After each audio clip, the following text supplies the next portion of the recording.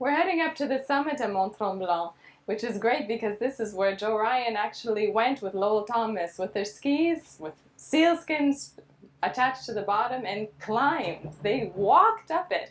Apparently the snow was 5 feet deep, so there was absolutely no way that they could have done it otherwise. And it's going to be a 12-minute gondola ride. You can imagine the kind of distance and exploration that they did to get to the top, and then how long it must have taken and how difficult it was to develop this entire lift system. And thanks to them, we have this beautiful ski resort. Mont-Tremblant, which means the trembling mountain, was very different than what you see today, billions of years ago. These mountains were actually 8 kilometers of solid rock that reached directly to the sky. They were practically like the Himalayas. Over time, erosion and the different ice ages acted like sandpaper, softening the peaks to the site that we see today. And the Ice Age actually explains the trembling of the mountain and the origins of the name. It's true, the mountain actually trembles.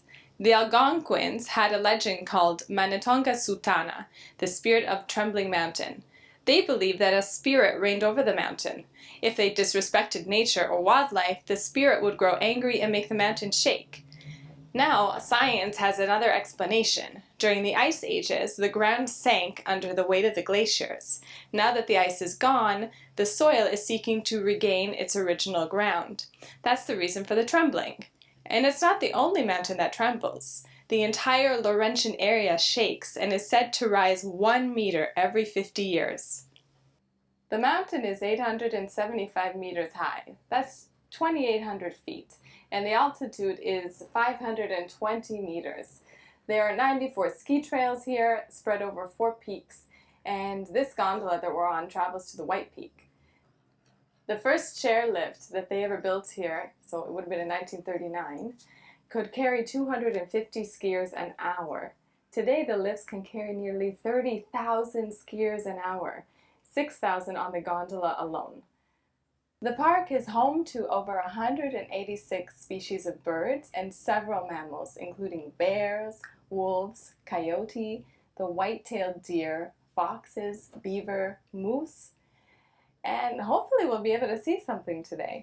Last night as we were getting into the hotel, I even got to see a deer that was having dinner right in front of where we got off the bus.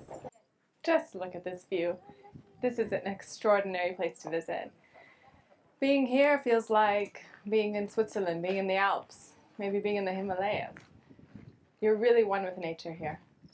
And from this vista you can really see just how vast the park at Mont-Tremblant is. The whole Laurentian, the forest behind me, 500 square kilometers of land. There's so much to explore here.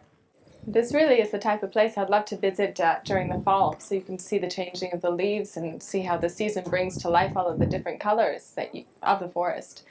In the winter, obviously, it's the best place to come and ski. Maybe a little bit of snowboarding. That's what I'd like to do.